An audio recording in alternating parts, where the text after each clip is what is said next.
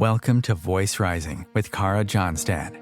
Enjoy weekly conversations with leading luminaries, pioneering visionaries, singers, poets, musicians, and sound healers as we explore the profound role our voice plays on the path to self-realization and global enlightenment.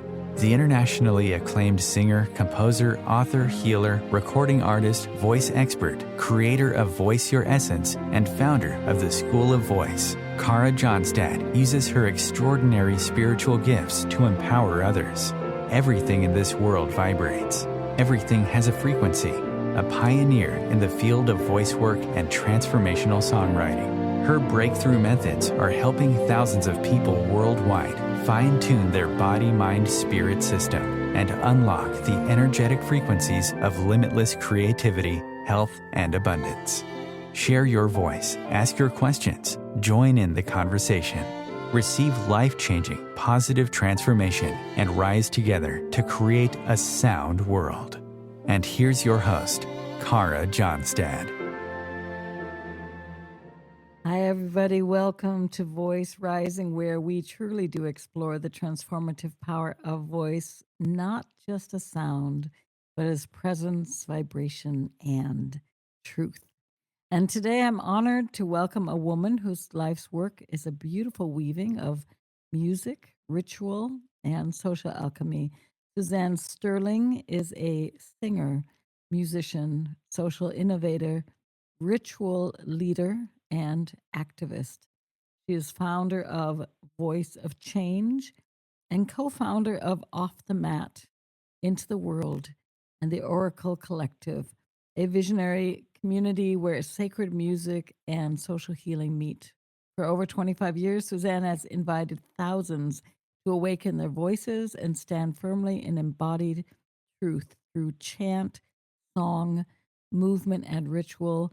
She helps people dismantle shame, reclaim their stories, and rise fully, fiercely, and compassionately into their purpose.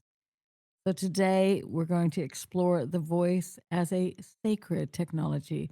We'll talk about courage, creativity, and the role of song as sanctuary in our very uncertain times. So take a breath, get a little tea, settle in, open your heart, and let the resonance begin. Welcome, Suzanne, to Voice Rising. You're welcome. It's so good to have you with me here today. It's wonderful to be here with you, Kara. Oh, fabulous. Your life's work spans music, activism, ritual, and embodiment. It's very rich. So when you hear those words, voice of change, let me say them again, voice of change. What do those words mean to you personally? To me, voice of change means that I am a capacitator for facilitating ways that we can awaken through the voice. And voice is so powerful because it is very vulnerable for us. It's very raw for us. And for so many people, there's this profound desire to sing, but some kind of injunction against it. Sometimes that's a personal injunction or a wounding to the voice. Many people have that. Sometimes it's ancestral injunctions against expression. Sometimes it's, the collective around us that's telling us, you don't get to have a voice, you don't get to speak or live into your truth. And so we're living in this world where so many people have this profound desire and have been told that they shouldn't or couldn't. And yet it's our birthright. It's who we are as humans. Humans are fully expressive. And it takes a lot to kind of dim that light or suppress that expression. But that's the kind of world that we're living in today. So voice of change means once we can uncover, heal some of those wounds to our expression and understand that it's our birthright. Once that happens, we can uncover this profound authenticity and this profound passion and compassion for the world that might have been frozen in us, right? Because when traumas come at us, when the world comes at us, we freeze, we contract around those. And so it's hard for us to be present in the moment. It's hard for us to be in our creativity. It's hard for us to be in our compassion because we're in so much either contraction or pain or both. But once we unravel that, some magic begins to happen, and people begin to feel like they have the capacity not only to change their own lives, but to be part of the creativity, the imagination of the future, literally changing the world through healing our own expression. That's what Voice of Change means to me. It's like a beautiful personal to collective journey. That's the world I want to live in, Suzanne. That's it. That's the world I'd like to live in. I think the voice is such a powerful instrument because we really can. You were talking about that ancestral healing, trauma healing, embodied work. We can bring in the past into the present moment, and we can also take that present moment and use our voice to bring our visions into the future. And that is very powerful. So let's begin with... I was going to say it's an ultimate act of magic, right? It's an ultimate act of magic that we get to take air, shape it into an actual physical wave that goes out into the world and impacts everything. Like, that's incredible. And that's, again, human beings are innately creative. I've seen it over and over and over again. Innately loving, innately expressive, and innately creative. And it's only when we get told that we shouldn't do that, that whole cycle of the human creative impulse gets shut down. And like you said, that's kind of, the world I want to live in is the one where there's permission for all people and spaces for all people to feel the intensity of being human, express it, and then make art out of it and make culture and make beauty out of it. That's the world I want to live in. Yeah. It was so funny when you said magic, the magic of the wave. And I was thinking of how much of our body is water. And then literally imagining, I don't know, it was crazy. It was a crazy image, but imagining the voice just rippling out into the world, meeting other, not only other bodies, but of course other raindrops, rain clouds. Yeah. It is magical. And it is fascinating to figure out, when did we start repressing or shutting down? Because anybody who has looked at children's, not only the famous kind of, we arrive with this big cry, but I'm always fascinated at the 2-year-olds in their strollers who are singing everything into creation. Everything. They're like, look at the leaf. And that's right. And everything they're singing into creation without any judgment. Interesting thing is that we're all sitting there normally going, oh my God, that's so beautiful. Oh my God, smile. Like whenever a child is smiling, right? You bring out the camera. And suddenly, I don't know if it's, you give me your opinion on this. Is it when the child is able to voice, no, I don't want that. No, I don't want to do that. And the people around, the parents, the teachers, who I'm sure are all trying to do their best, are having to get through their day, say, no, I need you to come now. No, I need you to eat spinach. No, is that when the voice starts shutting down and not trusting its own instincts? What's your take on that? My take on that is that we do need to function together. And so, sound is something that affects everyone around us. So I actually think there's a more global picture going on here, which is that, again, human beings from the beginning of time have had times to come together, i.e. rituals, where the whole community can express, rage and sorrow and fear and joy and all the things. And that capacity for us to have these collective expressive experiences where we feel awe, wonder, joy, connection to source, all that stuff, community, that has assiduously been taken away from us, consciously taken away from us by systems of control and oppression. That because when we're free to express ourselves, we have a certain kind of agency. And when collectives of people come together and express, there's this amplification, right? So sound and collective singing is especially powerful, one might even say revolutionary, right? Liberatory.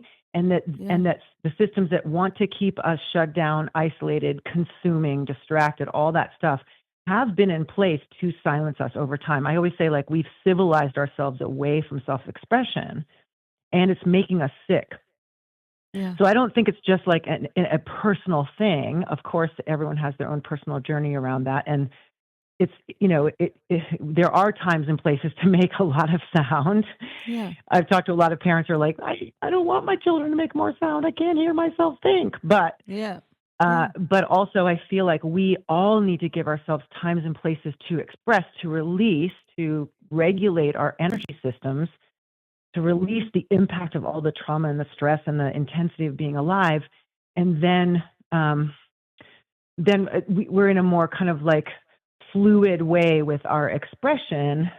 And I feel like that part of what's going on is that we live in a culture that was successful in shutting us down for the most part, right? Especially in the Occidental world, the Western world. Like, I've been in other places in the world where the first thing that happens is the whole community comes out singing and dancing. Yeah. And there's never anyone who's like, ooh, I've always wanted to sing, but I just can't sing. But in more Western cultures or Occidental cultures, that's really there. I ask people all the time, and people are like, I really want to sing. And so those places where we can come together and be in ritual and be in expression and be in connection, they're just not as available as they could be. That is so true. That I'm just scanning my brain for simple rituals, like how people used to come together for the harvest, or how people used to come together. I mean, it doesn't matter. We just had Halloween, which was a different ritual at that time. And it's all gone. It's put into a commercialism. And when you were talking also about the collective voice, the ability to voice a grievance or voice our sadness or anger against, let's say, war or climate change. You often speak of music as sanctuary, activism, and catalyst. So all three. So expand on this triple thread. I think it's very important. I know in Europe that singing is now being forbidden often when activists are on the streets, which I, as a singer, we all remember. We Shall Overcome. We all remember very powerful songs that were sung and shifted the consciousness of the collective. And now maybe you're allowed to hold a sign, but even signs are now you can be arrested for holding a certain sign. So talk to us about that intersection between music as a sanctuary, music as activism, and music as a catalyst. Well, or not even music, the voice. I mean, the voice, right? The voice. I mean, when we sing, our whole system wakes up, right? It's good for our brains. It's good for our bones. It's good for our muscles. It's good for our whole nervous system. Lots of physical changes, physiological changes happen when we use our voice. So it's awakening. It's enlivening right there. It's an inspirational force right there. When we do it together, that inspirational force is amplified through resonance, which is when two or more vibrational patterns match up, there's an amplification of the field. So that right there is revolutionary. But we can also use the voice in our activism, not only to inspire ourselves and each other, but also to de-escalate violent situations. I've seen ritual and song and humor, of course, de-escalate in the streets. I do a lot of stuff in the streets, right? You can go into the streets, and if you have a bunch of people laughing and making jokes and singing and dancing, the other stuff, the violence, the war, the hatred, the cruelty looks silly. It actually looks silly because human beings are supposed to be doing this connective thing. I love what was happening in Portland recently with the people dressing up as the animals and dancing and singing together, and the guys the guys out at the ice facility just standing there like they didn't even know what to do with themselves. Do you know the singing revolution? Have you heard of the singing? I do. Yes, I do. So that is very powerful. Yeah, one of my jams is like studying like how has music supported revolution, because I think it's a profound piece for us, but it's also it's like our sacred, how to describe it? It's like, do you know the call to prayer that happens? in Muslim cultures. Yeah. That is something that every human kind of, it's almost like when we connect with source, when we connect with the bittersweet, melancholy, joyful aspect of being in a human body, the living prayer becomes it becomes like part of our prayer. Part of our worship is this song, this call to God, goddess, whatever you want to call it. I call it divine creative intelligence. But when we sing, when we really tap into how sacred these lives are and what a miracle our bodies are and our voices, there's this impulse, especially again, once we heal all the shame and all the things that we were taught about our expression. But when we get into the authentic voice, so quickly song becomes the best way to pray, right? Yeah. The best way. There's this wonderful Arab saying that says, when danger comes, sing to it. Yeah. Well, Which we I knew love this too. We knew this as kids. Yeah. When we used to go into the basement, it was all dark and it's spooky. We'd be like, whistle. You just have to whistle. Yeah. And somehow when you Right. hear yourself, you don't feel as afraid. Exactly.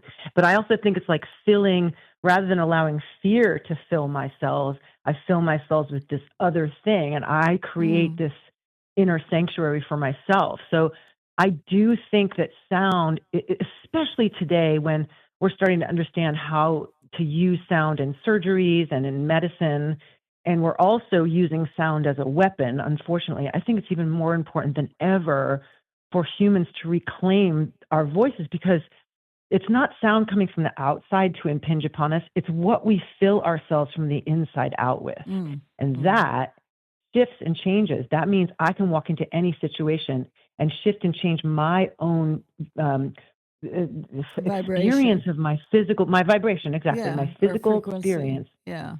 Right. I ground and an into the earth. awareness.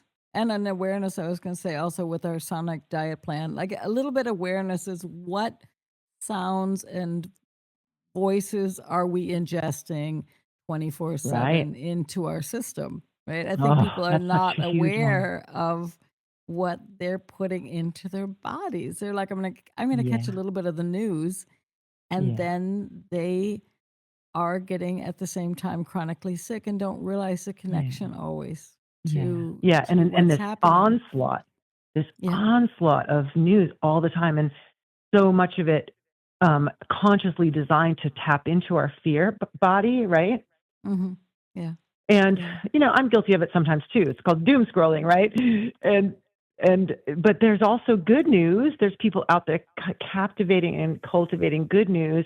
And to your point, like, it's really important for us not to just sit there and feed ourselves bad news all day, because there's enough bad news to sit there and feed ourselves bad news all day. Right. We have to shift that. And again, I think it's part of this greater sort of control system of humans to keep us fearful and silent and separate from each other.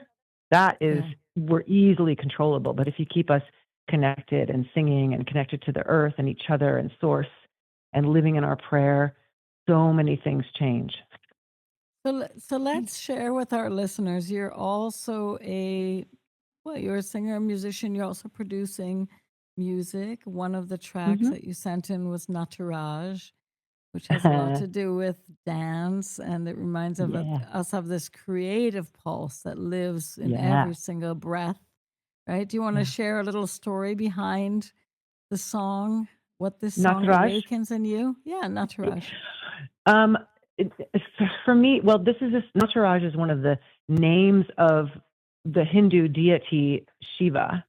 And it's particularly in their form as the dancing god, right? Dancing in the flames of the universe, dancing in the flames of consciousness, awakening us through shifting and actually destroying that which stands between us and pure consciousness. So it's a call to that awakening. It's a call to, I wake up the full life force of myself through inviting and invoking the name of this deity, right? In the Sanskrit world, in the yogic world, when we speak the names of the gods, we become them. It's like abracadabra, right? As I speak it, I create it.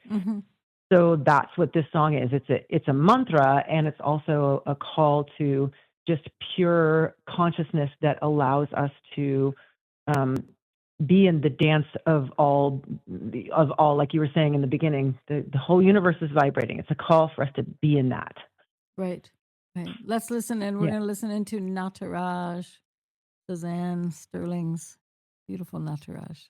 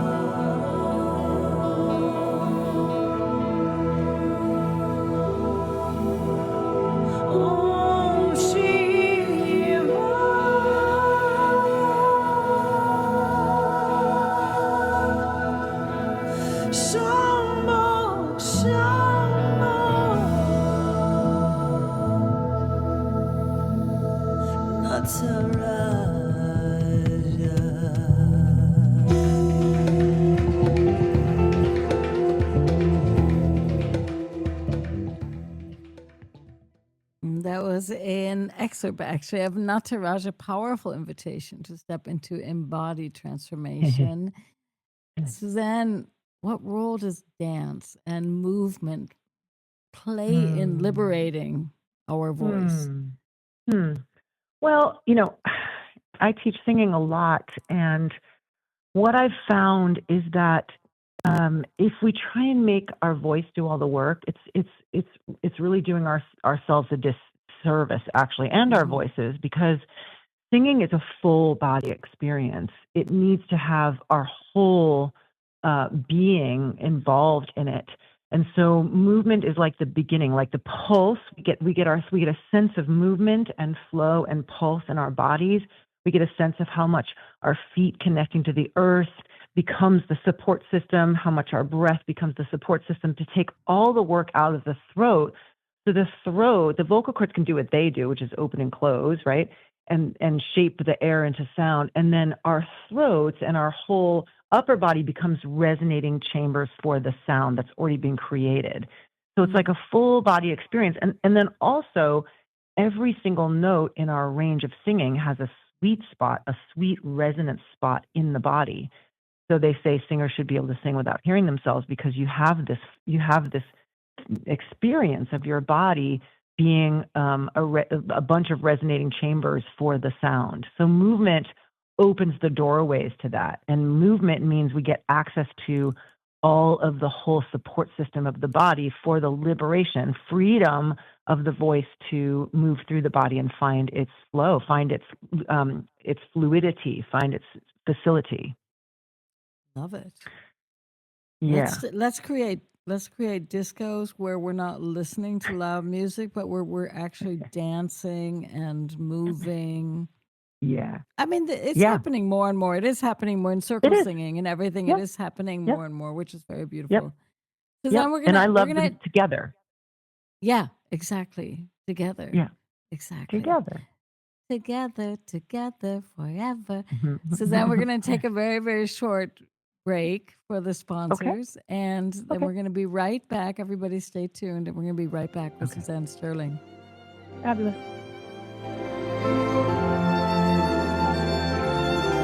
Conscious media for conscious minds. Om Times. Ascending Hearts is no ordinary dating site, but a spiritual dating site with a purpose to link you with your soulmate. We engineer the serendipity so you can trust that you will attune with someone that has the same matching vibration as you. Ascending Hearts, the conscious dating site for the spiritually aware. Try Ascending Hearts for free. AscendingHearts.com. With happy clients all over the world, Kara Johnstad knows that your voice is the missing link to more authenticity, abundance, creativity, and health. An internationally acclaimed voice expert, Kara's breakthrough methods have helped thousands of people successfully heal their voice wounds and extinguish the story of self-doubt and shyness forever. Join in group trainings, attend online sessions, schedule one-on-one time, and invite Kara to work with your organization and community. Get started today. Go to www.karajohnstad.com and receive a special guided meditation designed to fine-tune your inner voice and welcome you on the voice journey. This is Kathy Beal, host of Celestial Compass, featuring astrology you can use. Celestial Compass points you to what's going on in the sky and what you can do with it down here on Earth. We also explore fun, effective, and cosmic tools for navigating this adventure we call life. Join me the first and third Monday of the month at 5 p.m. Eastern Time for Celestial Compass. It's enlightening, entertaining, and empowering. Host your show on IOM FM, the radio network of Om Times Media, one of the more recognized brand names in the conscious community, and is backed by the extensive marketing reach of Om Times. Hosting a show on IOM FM immediately connects you with our extensive dedicated community. You came across someone struggling with hunger. How would you recognize them? Would you notice an 8-year-old girl who's not excited for summer break because she may not be having lunch again until September? Or a war veteran who's having a hard time landing a job and getting back on his feet? I am the 1 in 8 Americans who struggle with hunger. I am hunger in America. Hunger can be hard to recognize. Learn why at IamHungerInAmerica.org, brought to you by Feeding America and the Ad Council.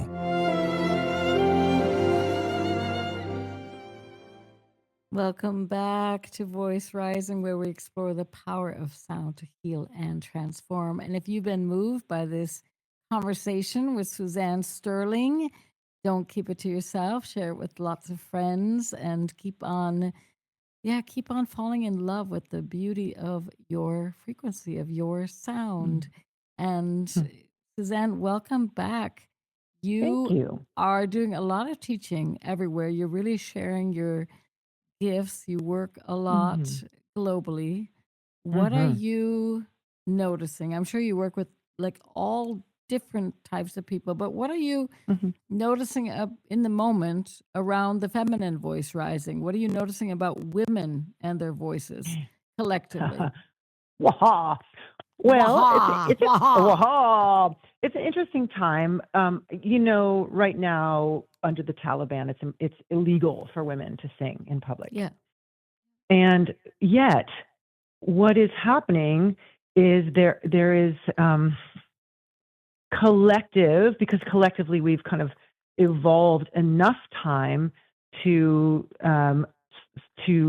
have women feel a little bit of their agency, right? It was only, I think it was like 1974 when women, at least in America, could have their own checking accounts separate from their husbands. So it's not been that long, but we've had this second wave, third wave feminism that happens, and so right now is the time for women to step into leadership. Right now is the time for women who've been able to, many, not all, but many women have, either through difficult circumstances or through privilege, been able to do some of that healing that needs to happen, personal healing that needs to happen before we step into leadership, because we know what happens when you step into leadership without doing personal healing, chaos, right? So women have had this opportunity to come together, heal personal wounds, and then there's this collective rising against a very destructive form of patriarchy that's been around for thousands of years. So it's a very, it's a turning point moment for women, and particularly women's voices. And we're still dealing with, like, pushback, and we're still dealing with people who want us to go back being trad wives or whatever that story is. But the cat's out of the bag, really. And it's exciting because, especially with the Me Too movement, what happened was, there was one or two women who had experienced sexual assault with Harvey Weinstein, and they felt like it wasn't safe for each one of them to have a voice. But when they came together to have a collective voice, when two or more of them decided to do this lawsuit, it all exploded. So there's something about the collective of women's voices that is allowing a different kind of a leadership to arise, perhaps a different kind of way of being in the world to arise, perhaps, and maybe even more women in positions of power and leadership. I was just reading about a country that now has almost entirely female leadership in their high governmental positions. I can't remember what country it was. So sorry, but anyway, it's happening. Well, I'm not sure who's now the president in Iceland, but when I was there, it was a very, very balanced, very, very balanced country. It was very inspirational for me to work there and to be there. It didn't feel, overly female or male. It just seemed like a lot of really beautiful people working together. I had great respect for everybody.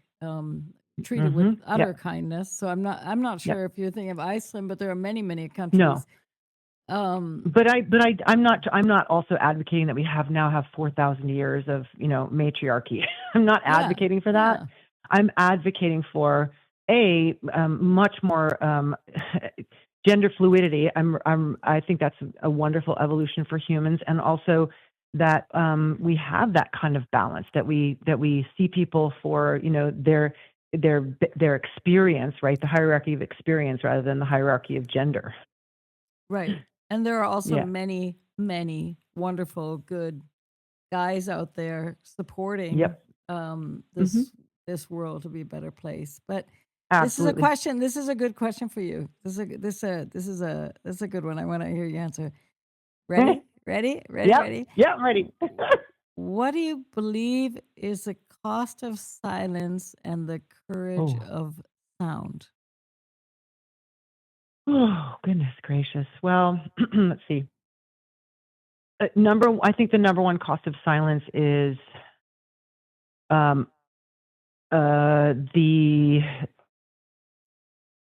loss of trust in ourselves, right? So if I've been silenced, or I've silenced myself to keep myself safe, which a lot of people had to do, no judgment, no hate on that, then if I'm used to kind of like suppressing that truth, whatever the truth is of my experience, then when I come into other situations, I'm going to second guess myself, right? Because I've already suppressed my own truth. I haven't been able to live into it. So there's that. There's just like the loss of intuition, or the loss of, I know what my truth is. A lot of people who are good, codependents, or who had to like take care of others, a lot of them are like, I don't know what my truth is. They can't feel it because they're so used to suppressing it or bypassing it. There's that. And then also, I think creativity is lost, right? Because creativity is, to be creative, we have to allow what's inside to go outside, to be seen and heard. It's very vulnerable. And again, if we've been silencing ourselves or been silenced, we're not going to trust that. We're not going to let ourselves be imperfect. We're not going to let ourselves make mistakes. We're not going to let ourselves make squonky sounds at all. We're going to, like, the second we open our mouths and go, someone's going to be like, you shouldn't sing, right? Which is what we do to each other.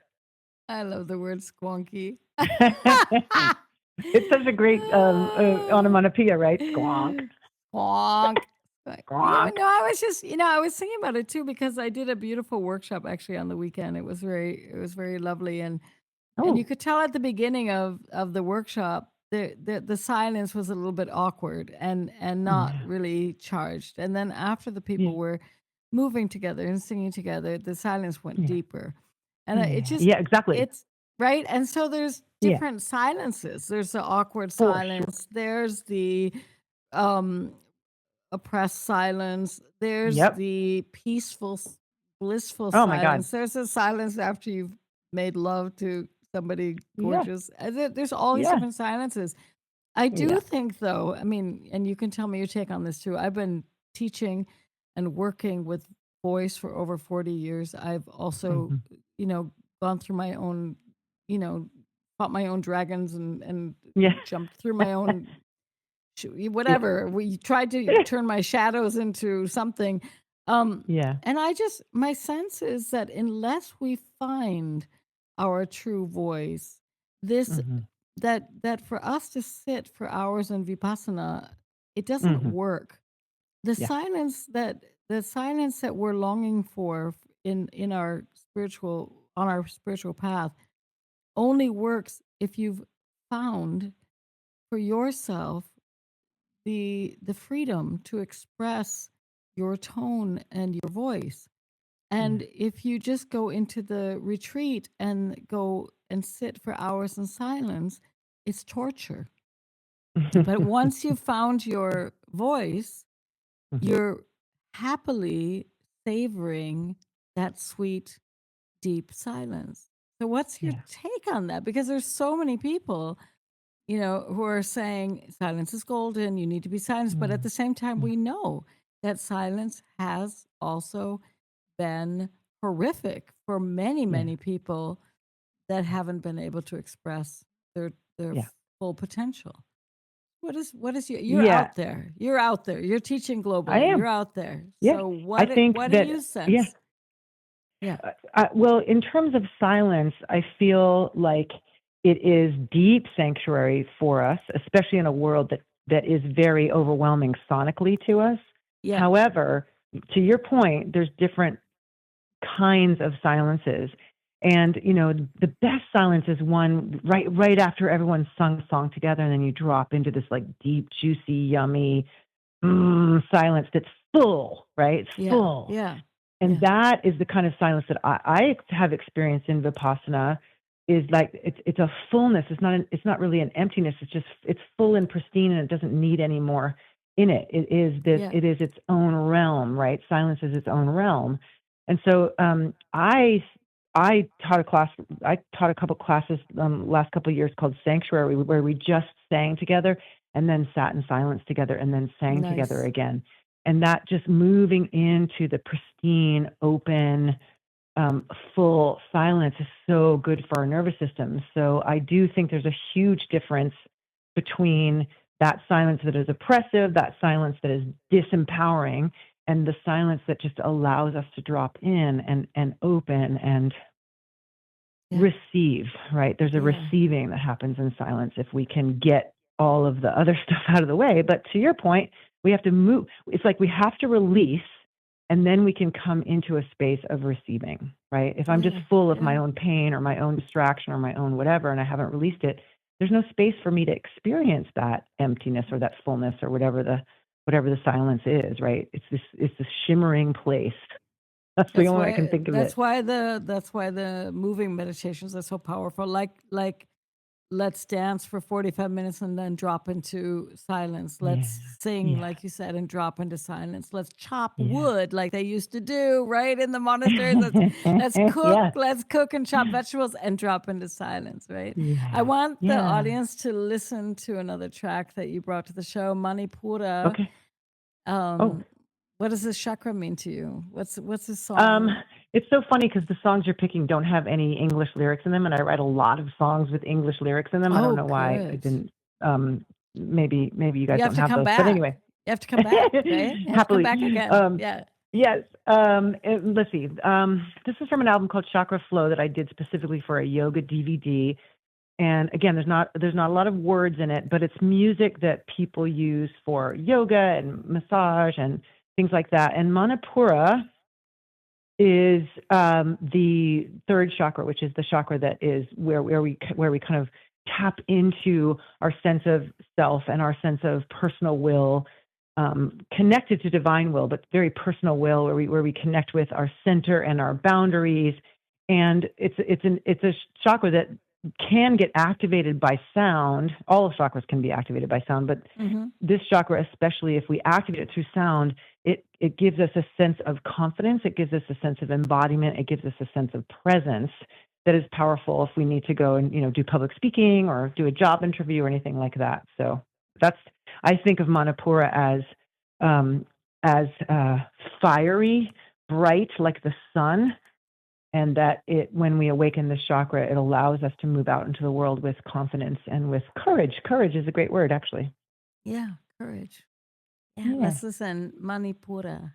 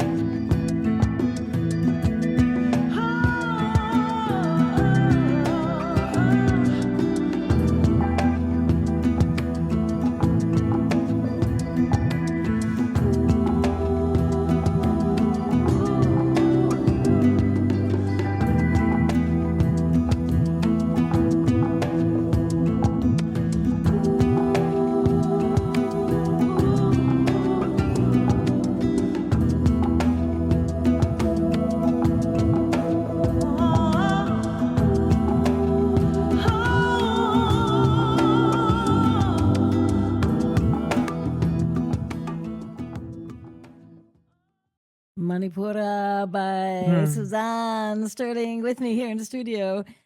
Suzanne, I just said that, Susanna, right? The German version.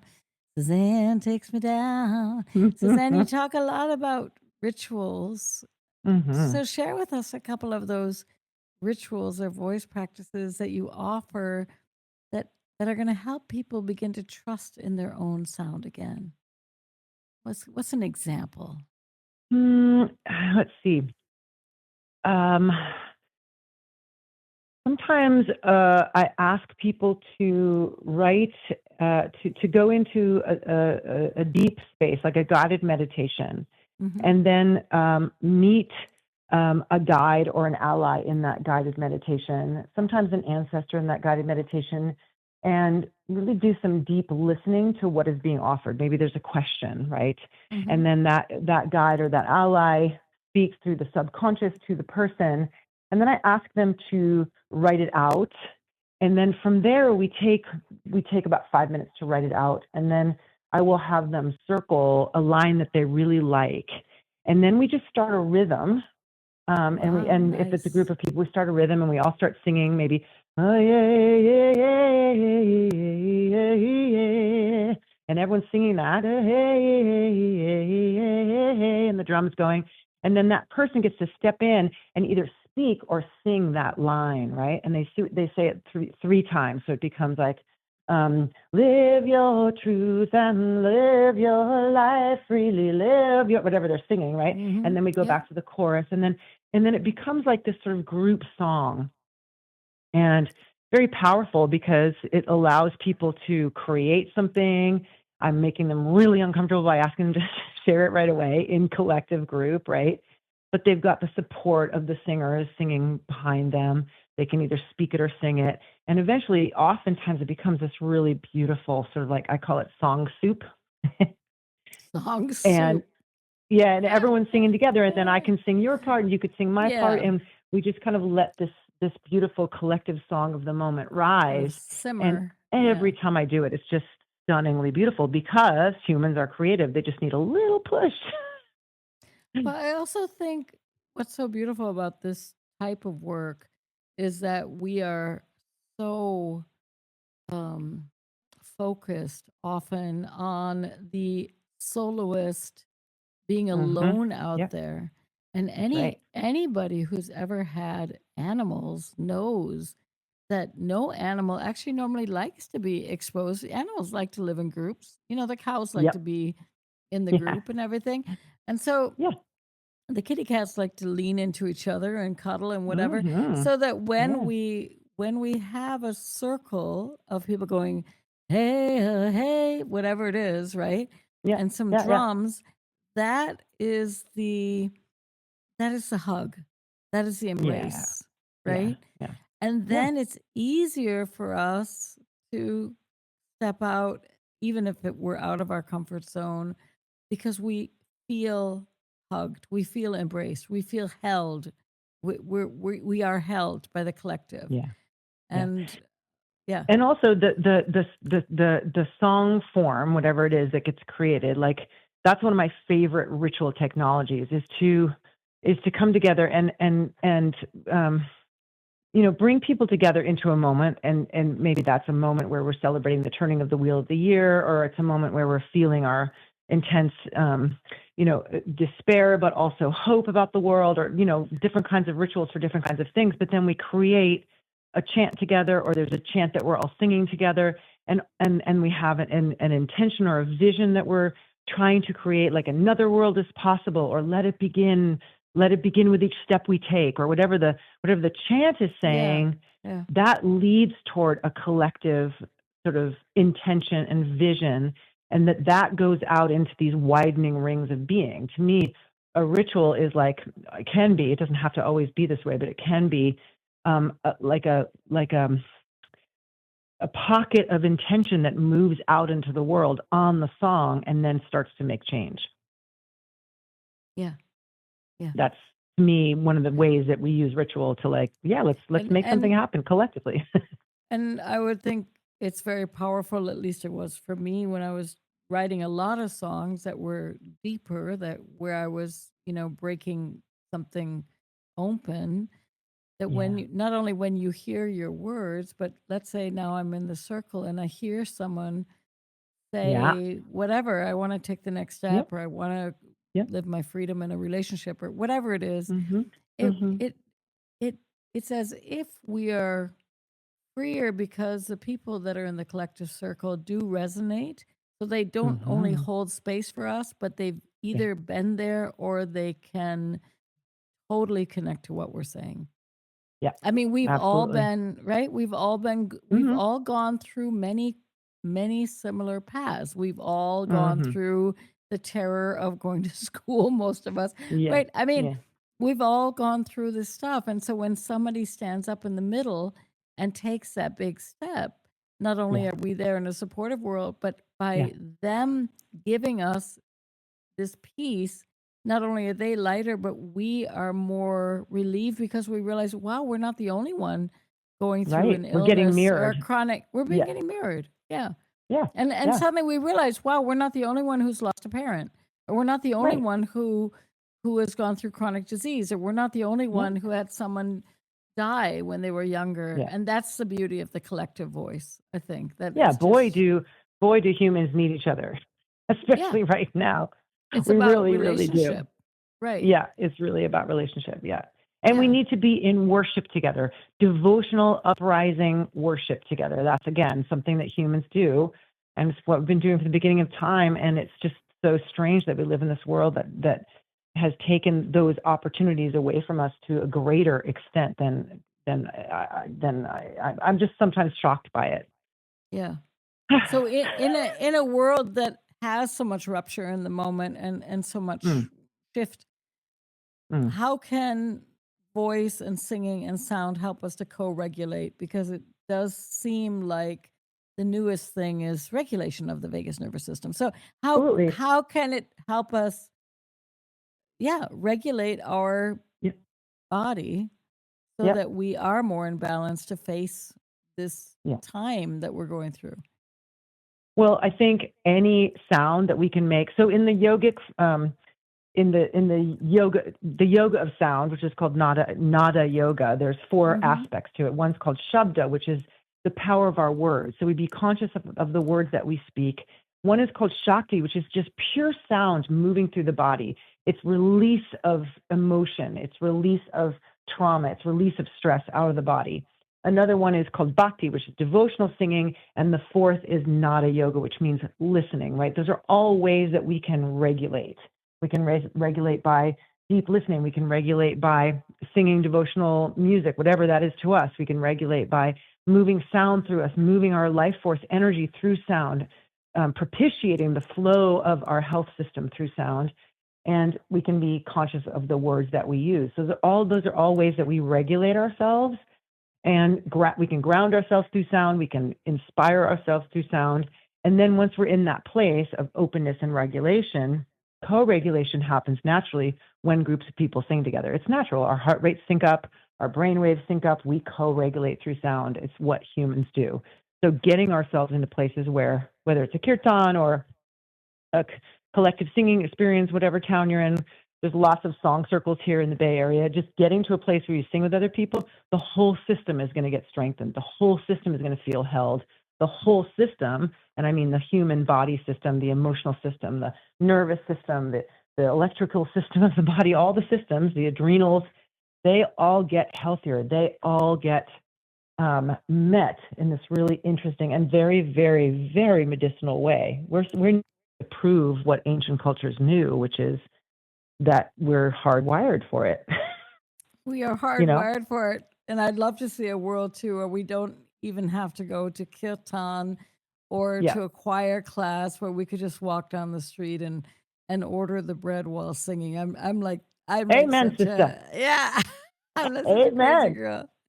Anyway, I'm with you on Suzanne, that. yeah, right. Just Yeah, check. Can totally. you give Totally. me a cup of coffee? And then the whole place breaks out into song. It'd be Yes. so Yes. cool. So Yes, cool. I This agree. is I it. agree. This is it. Let's do Oh it. my goodness.